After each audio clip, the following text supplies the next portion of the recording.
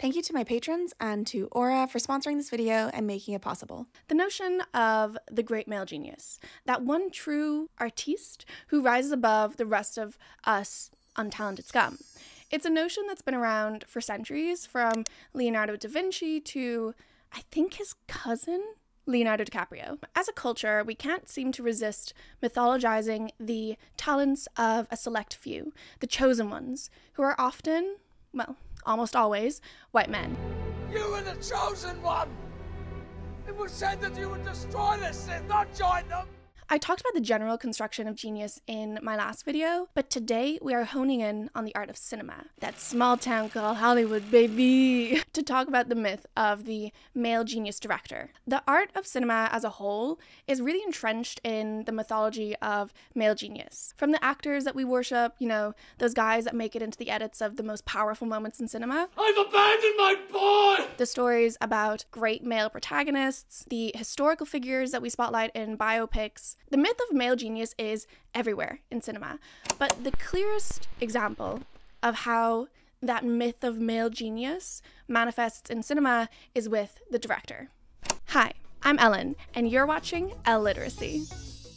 You may or may not know that I studied English literature and film in college. You may also know that this channel started off as a film channel, so I'm very familiar with the canon of great men that we deem worthy of studying. I'm also very familiar with the endless stream of praise spouted by film bros for Nolan, Spielberg, Kubrick, Coppola, Francis Ford, obviously not Sophia because men don't really watch films directed by women, and I got tired.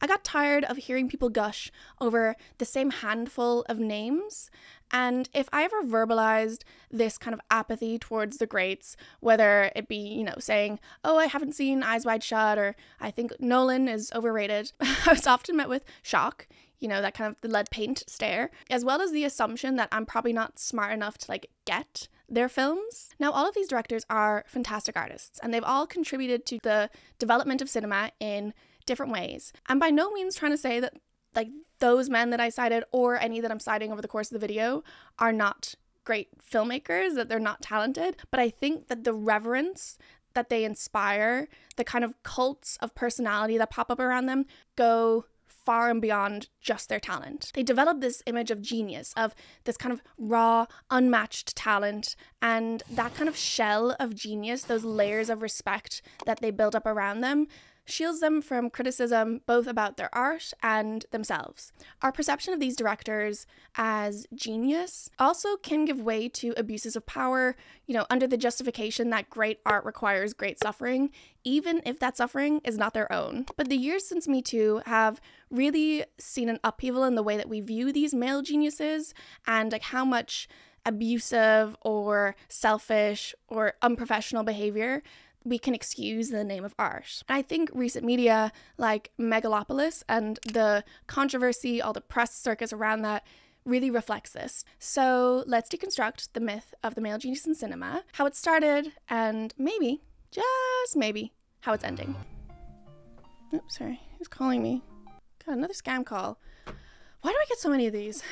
I wish I had something like Aura, the sponsor of today's video. Do you know what's annoying? Scam calls and texts. Do you know what's terrifying? The way that these scam calls and texts are getting smarter, because a couple months ago, I got a scam text pretending to be my bank, right? But it wasn't from some random phone number.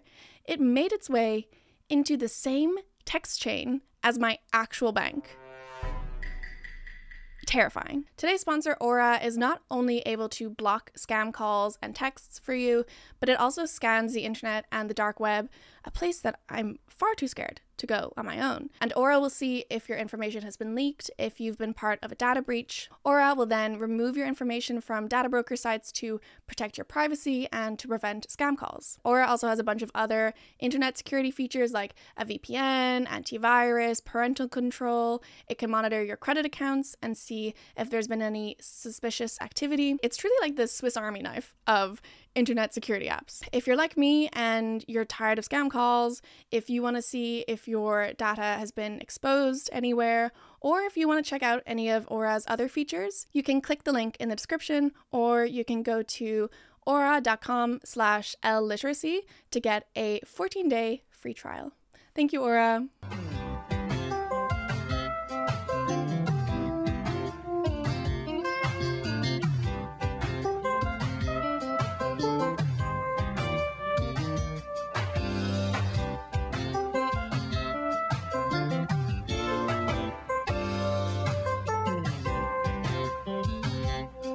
You strangled Diane Kruger, didn't you? Yeah, I did.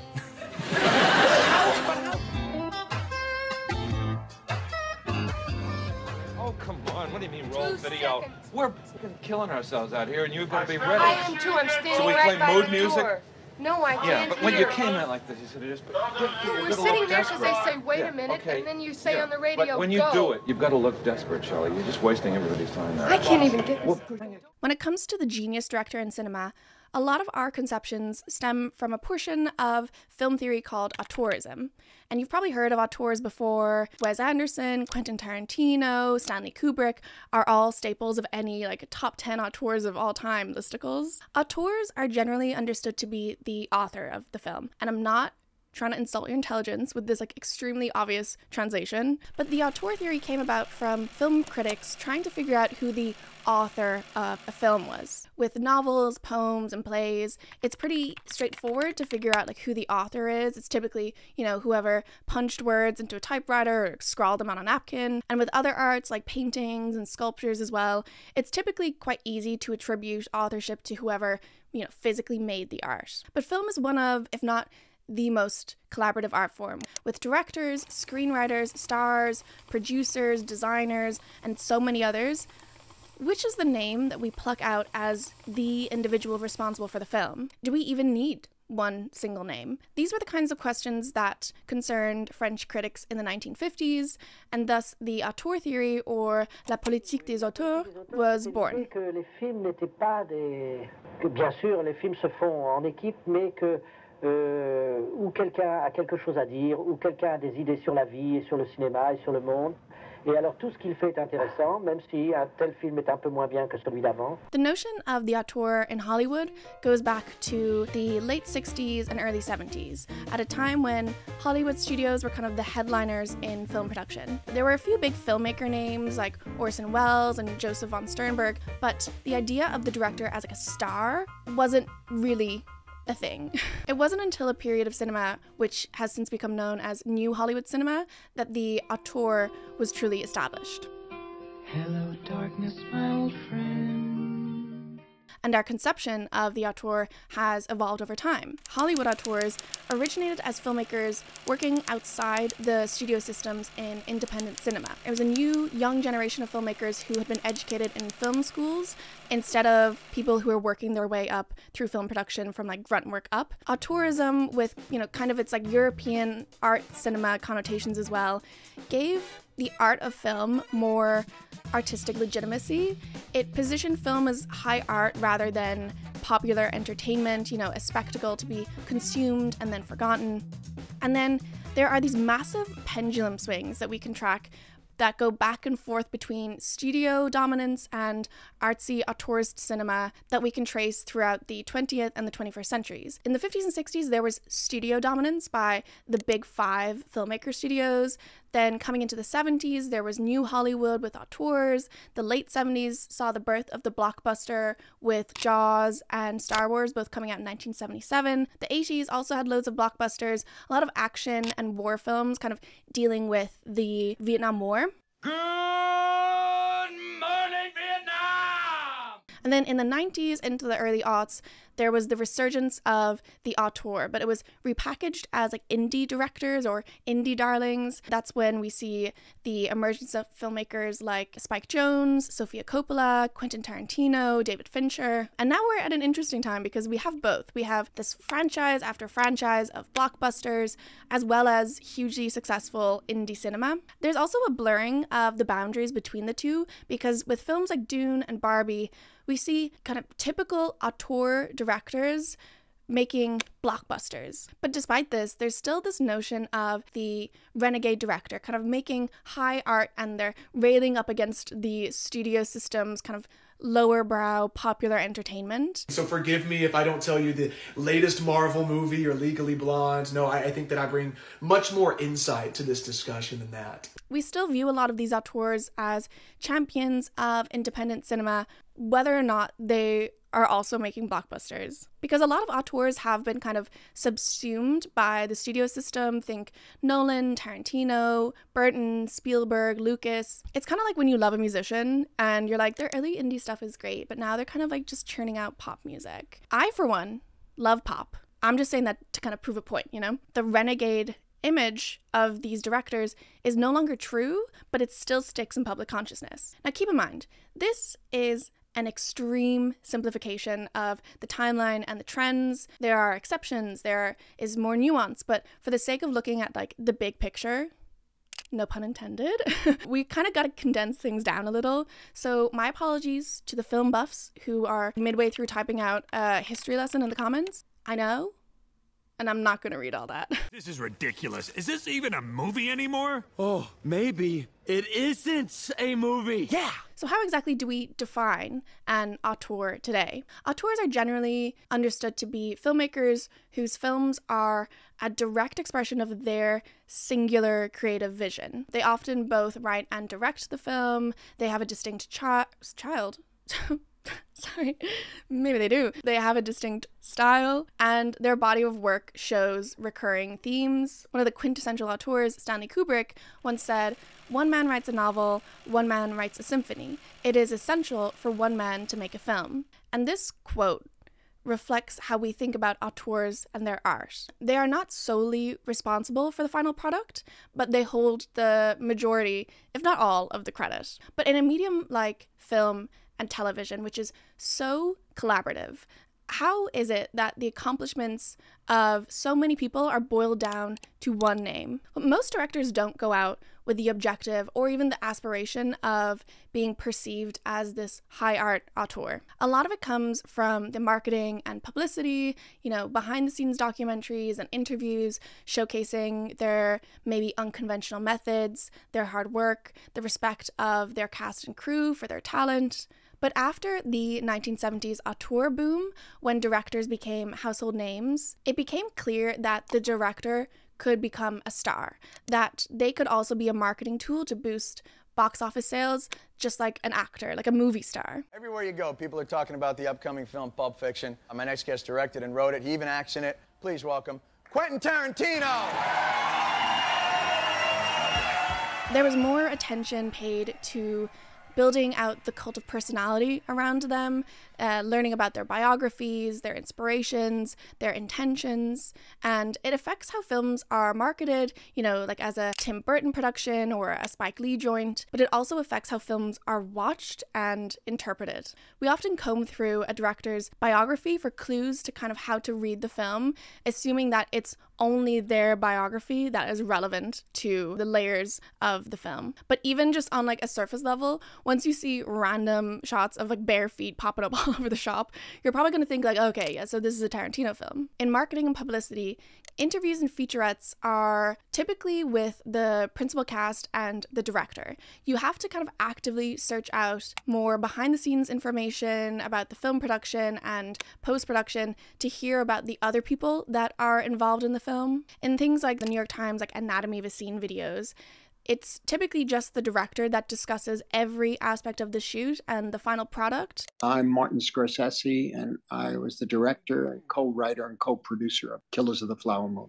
Hi, I'm Alexander Payne. I directed The Holdovers. I'm Yorgos Lanthimos, the director of Poor Things. I'm Christopher Nolan, director, writer, and co-producer of Oppenheimer. It presents this kind of simplified narrative where they are responsible for everything, that they also have the kind of technical knowledge to control every aspect of the production. And again, this isn't necessarily the intention of the director. They probably will mention their cinematographer, their sound designer, their composer, but the only face that we're seeing, the only voice that we're hearing is the director. And a lot of the time, the people whose contributions to the art that have been overlooked have been women. In feminist and revisionist histories or criticism of film, we often see this impulse to kind of rectify the devaluation of women, people of color, marginalized communities by kind of throwing more names into the canon of great men. So for example, adding, you know, Greta Gerwig, Chloe Zhao, Jane Campion, Jordan Peele, Barry Jenkins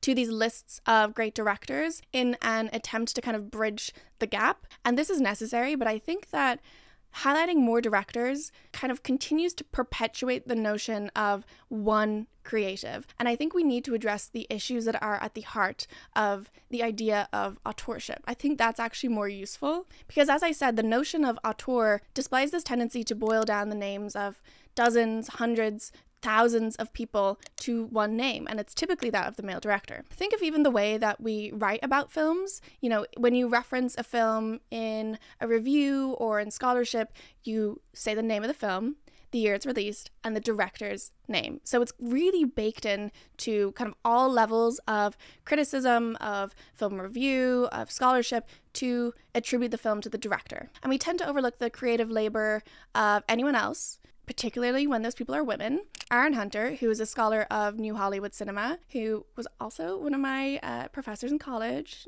slay Aaron, shout out Aaron, he writes, "When Bonnie and Clyde was released in 1967, often considered the birth of New Hollywood, the film's non-traditional approach to editing was often commented on, but its editor, D.D. Allen, was rarely mentioned. Likewise, reviews of The Last Picture Show discuss its windswept realism, but rarely mention designer Polly Platt. Roger Ebert describes Bobby Dupuy, the protagonist of Five Easy Pieces, as one of the most unforgettable characters in American movies, but does not name his creator, screenwriter Carol Eastman. There are exceptions to such slights, of course, but in the main, most of the women who shaped the successes of New Hollywood films were decidedly overlooked." One of the names he mentioned, Polly Platt, I want to pick out because she was a woman who wrote, designed, she scouted locations, she casted actors, and she had an undeniable, authorial impact on iconic 70s and 80s films like The Last Picture Show, A Star is Born, The Witches of Eastwick, Say Anything.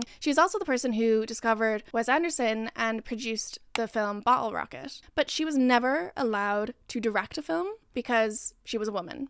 And because of this, because her name is not included in the parentheticals after the mention of a film, it's only been through this kind of revisionist film history and criticism that her work is getting the credit it deserves. Works like Aaron Hunter's book Polly Platt, Hollywood Production Design and Creative Authorship, as well as the podcast You Must Remember This Is season on Polly Platt. But the lack of recognition for women's contributions to art, to film, is still here, even 50 years after that. David Fincher is a quintessential contemporary auteur. He has an instantly recognizable style, cool, desaturated color palettes, fluid camera work, precise, clean framing and editing. And the film Gone Girl has all of the hallmarks of what we call Fincher's signature style. But is he the author of the film Gone Girl? Is it his film?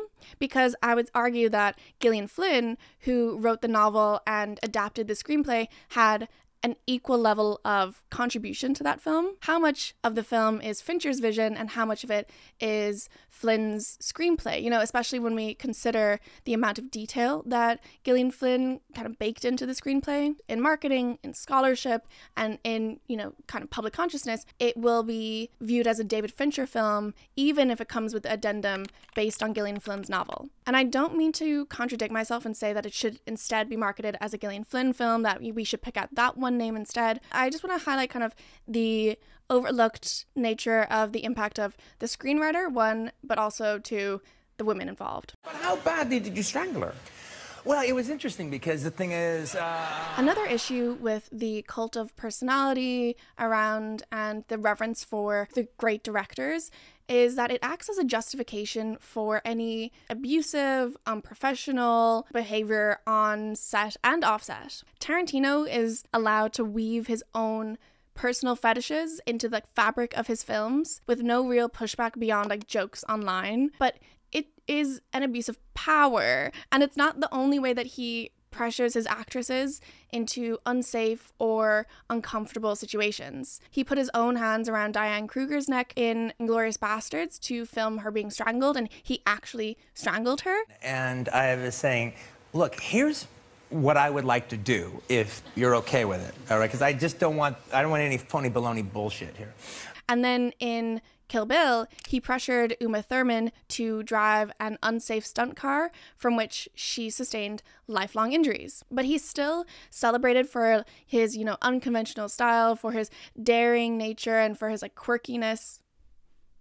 Right, okay. In this article for BuzzFeed News, Imran Siddiqui also notes how the very subject matter and style of the films produced by these auteurs upholds ideas about patriarchal dominance. Men aren't just given the majority of opportunities in cinema, but are rewarded for making films in a way that reinforces their power and control in society, which we see in the way authoritarian filmmaking itself is glorified.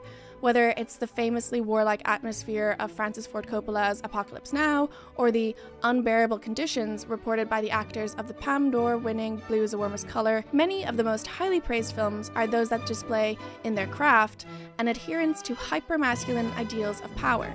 And if the popular idea of directing remains primarily about precision, control, and masculinity, then it should be no surprise that it often manifests as expressions of power over women, which often inflict real and lasting damage. The implication of all this acclaim is that there was a method to Kubrick tormenting Duvall, and that even if it hurt her, the ends justified the means. From Von Trier, who once said that watching Nicole Kidman wear a dog collar with a bell on it while shooting Dogville gave him personal pleasure, to Hitchcock, who sexually harassed Tippi Hedren while making a film about sexual violence. Would you call him sort of a brilliant director? And on the other hand, how would you describe the darker side? Evil. He had you in a contract, right? A 7-year contract, is that right? And he wouldn't release you from the contract to do other movies. No, he wouldn't. A man directing can rationalize almost any behavior towards women if what emerges as a final product is something beautiful in the eyes of other men. There seems to be a threshold for how much bad, immoral, or damaging behavior we allow. And like Siddiqui said, for a long time, violence and abuse, especially when directed towards women, was written off as a byproduct of producing great art. Because the art that's produced is so profound, so groundbreaking, so revolutionary. Who cares who gets hurt along the way? Don't beat yourself up. No real person involved. Not many people actually cross the threshold of unforgivable behavior. And even if they do, someone like Woody Allen or Roman Polanski, they're still forgiven in some circles. The bar is much, much lower for people of color, for women, for LGBT people, for any kind of marginalized community. Hello, I accidentally said that the bar is lower for women and people of color. I meant to say that it's higher, as in like they're held to a higher standard. I just misspoke. And it's unlikely that a black man would be allowed to be so aggressive with his vision to kind of exhibit that same level of domination and control over a film set without facing backlash. Ironically, despite the stereotype that women are more emotional, the main stories that we get about emotional outbursts on set are of men, like David O. Russell. I was trying to help you figure out you're fucking patient. Hey, bitch, I'm not here to be fucking yelled at. I worked on this thing for 3 years, not to have some fucking cunt yell at me in front of the fucking crew when I'm trying to fucking help you, bitch. Or Christian Bale. Kick your fucking ass! I want you off the fucking set, you prick! Do I want? No! No! Don't shut me up! I was looking at the light. Oh, good for you! And how was it? Female directors like Philippa Lloyd and Catherine Hardwicke. Hello, sorry, me again. I accidentally referred to Philida Lloyd as Philippa Lloyd. I think my laptop auto-corrected it when I was scripting and I didn't realize. So it's Philida Lloyd, not Philippa Lloyd. Reportedly have very cool, calm, collected demeanors while directing. Meryl Streep attests to Philippa Lloyd's composure in behind-the-scenes footage of Mamma Mia. And I've seen many, many men brought to their knees by things that she just says, well, that's not a problem.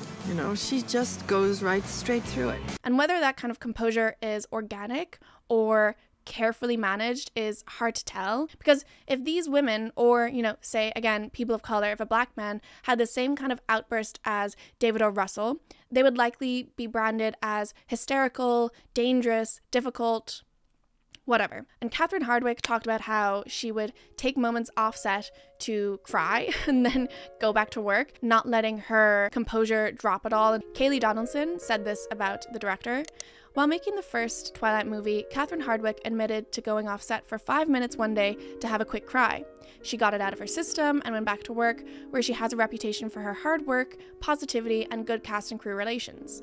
Hardwicke did not get to make the sequel to the film she helped make a staggering success, with Deadline reporting sources saying the studio didn't like her, allotting the success of the film to the male cinematographer, and calling her female agent hysterical. There was also talk that her brief moment of offset crying was a sign of her being difficult. Later, Hardwicke pitched to direct a boxing drama called The Fighter. She was told a man had to direct it. They don't even want to meet with you about it. They don't want to hear your pitch or your lookbook or any of your ideas about it because they want a guy to direct it. I was like, wow. And a man did direct it, David O. Russell. But in the aftermath of Me Too, the tolerance for abuses of power by white male directors feels like it's running out. It's still there, mind you, but audiences and the film industry alike are less likely to give a director a pass to do whatever he wants. And I think the recent discourse around Francis Ford Coppola and MegaFLOPolis is an excellent case study for this.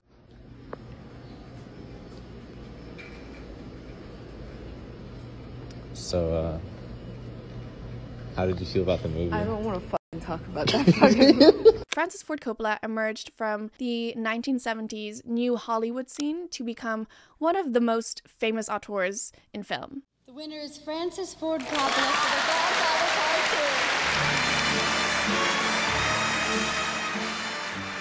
2. Like Brian De Palma and Martin Scorsese, Coppola had an image of this kind of young, renegade filmmaker on a mission to save the art of cinema from the corporate greed of Hollywood studios.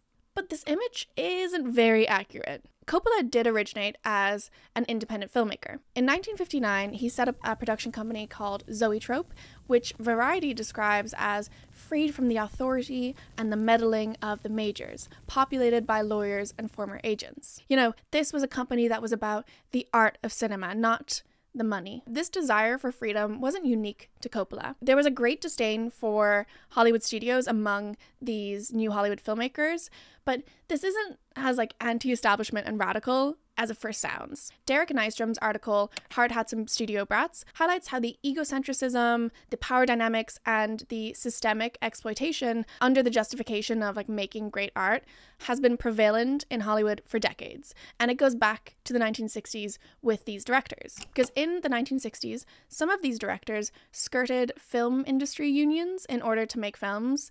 Brian De Palma said that he made his first films in absolute secrecy because, quote, the unions say you can't make a non-union picture. Coppola falsely described the film Rain People as a documentary while it was being made in order to avoid having to hire a union crew. So despite their image as underdogs, these directors actually participated in the exploitation of workers and dodging fair pay and labor regulations because of some selfish sense that their art was more important than workers' rights. From Nystrom's article, according to Deborah Fine, a former librarian at American Zoetrope, the feeling from working for Francis is tough shit if you don't think you're getting paid enough or if you don't think your working conditions are good enough. There's a million people out there that would kiss the ground to work for him for nothing. The film industry is notoriously shit to employees. It's incredibly exploitative. Long hours, grunt work, low pay. So with knowing that, why would we expect that the top players in the film industry, even if they are these renegade auteurs, why would we expect them to be any different? There's an entire documentary dedicated to the difficulties of Coppola directing Apocalypse Now.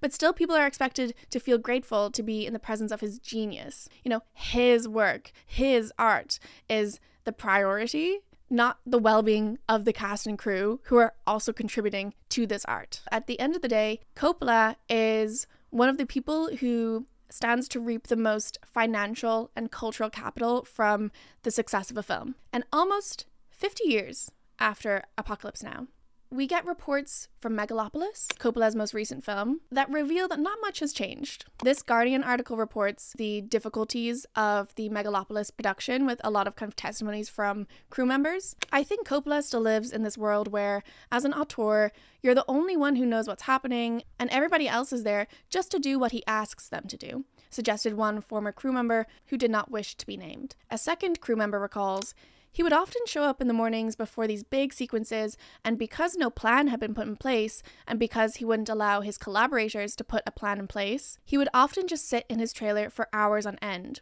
wouldn't talk to anybody, was often smoking marijuana, and hours would go by without anything being filmed. And the crew and the cast would all stand around and wait. And then he'd come out and whip up something that didn't make sense and that didn't follow anything anybody had spoken about or anything that was on the page, and we'd all just go along with it, trying to make the best of it. But pretty much every day, we'd just walk away, shaking our heads, wondering what we just spent the last 12 hours doing. It's such a sense of entitlement that, you know, your artistic process is worth more than the time and energy and money from all the people that are going and like working on this film. It's ridiculous. The Megalopolis press also shows that the director is still very wrapped up in self-mythologizing. In an interview with David Fear for Rolling Stone, Coppola says, "I believe that we all get a gift. I got lucky. I got 3. What are they? A good imagination, fantastic memory, and Cassandra-like ability to see the future." See, when I talk about directors buying into the mythology of themselves, this is what I mean. He compares himself to a literal mythological figure, you know, Cassandra from Greek mythology, a psychic who was cursed to never be believed. And Coppola has positioned himself as an outsider, a rule breaker, you know, in this fight against Hollywood. Since the start of his career, even the film trailers are playing into this, because one Megalopolis trailer featured quotes from negative reviews, which at first glance seemed to be about Coppola's work, but then, as this article points out, they are either entirely fabricated or taken from reviews of films that aren't even Coppola's. But there's an extra level of irony here with the Cassandra comparison. A woman who was cursed to never be believed. And what's in the news at the moment, if not Coppola discrediting women he harassed to make the public not believe them? Francis Ford Coppola was kissing extras on the set of Megalopolis. This isn't even rumored. This is like, there's videos of it. But actually, no, sorry, it's okay. It's okay because, guys, he actually said that they were young women that he knew. Yeah, okay, right. This Guardian article is interesting, though. Okay, what else does it say here? Yes, okay. There were reports of a mass exodus on set. Okay. All art directors were fired. He fired the VFX team. Yada, yada, yada. Okay. Oh, but he responded, "The truth of the matter is they were looking for some sort of dirt." Yeah. Yeah. No, he's probably right.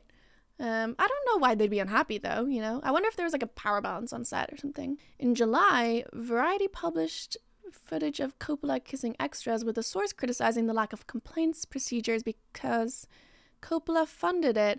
There was no HR department to keep things in check. Who are they supposed to talk to? Complain to Coppola and report Coppola to himself? Interesting.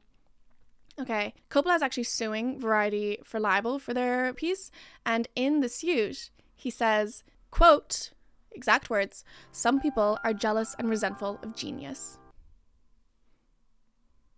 I read that and I was literally like,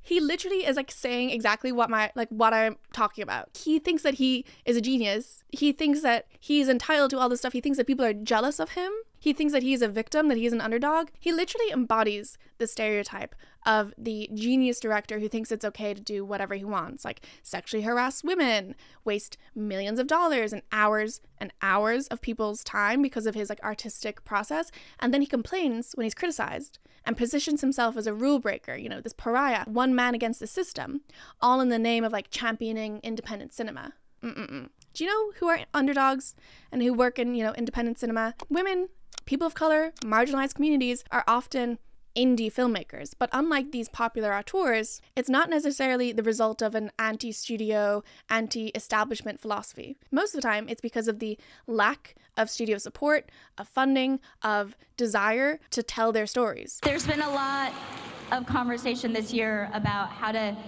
encourage more women to be in film or get more women into the conversation, and I just have to say that we don't have to encourage women. There are lots of women making films and who want to make films. Just give them the freaking job. And it's interesting the kind of chasm between the adopted titles of, you know, indie filmmaker, auteurs, renegade, rebel, outsider, and then those like forced titles because filmmakers like these don't have other choices. It's the marginalized communities that are actually the outsiders that are actually struggling to get things made because they don't have vineyards that they can sell off for 120 million to fall back on if a studio says no. But it's men like Coppola that still insist on identifying as the Hollywood underdog. I think the polarized critical reception to MegaFLOPolis also shows the kind of varying degrees to which we're buying into the auteur myth. Some outlets label it as MegaFLOPolis, a misfire, an epic fail, and issue scathing reviews on the poor screenplay and the inconsistent tone. But other critics uphold their reverence for Coppola and really let his image, his mythology kind of color their opinion. And it's clear that, you know, at least to me, that had this film been directed by a new or lesser known director, it would not be getting that same polarized reception. Like, it would probably just all be bad. Brian Tallarico wrote a review for Roger Ebert that really seems to uphold the idea of the auteur. Our view of them is changing slowly, but like, there's still people that believe in the director's single-minded vision, even when it's nonsensical. Tallarico describes watching the film as, quote, an experience that sometimes feels like wandering through the dreams of one of the most important filmmakers of all time. And Tallarico really attaches a lot of merit to Coppola's status as a visionary. Quote, as utopias turn into dystopias over and over again throughout history, it's the visionaries that will matter. The visionaries like Francis Ford Coppola. Again, it's this impulse to mythologize directors like Coppola, to imply that even through societal collapse and reconstruction, films like MegaFLOPolis will stand the test of time on the basis of their artistic merit. Now, I've seen MegaFLOPolis, and personally, if by some fluke I had a reel of it, that film stock would be one of the first things that I burn for warmth when the apocalypse comes. Overall, I think the press and discussions around MegaFLOPolis reveal how the culture has shifted in the wake of Me Too. Abuse on set is no longer brushed under the carpet. That's not to say that the perpetrators are finally facing their due justice, the due consequences, but the fact that victims' voices are spotlighted is far beyond where we were like even 10 years ago. The reports around rocky productions like MegaFLOPolis or like the TV show The Idol also show how that legacy of audiences and film industry professionals of kind of indulging a director's every whim may be coming to an end.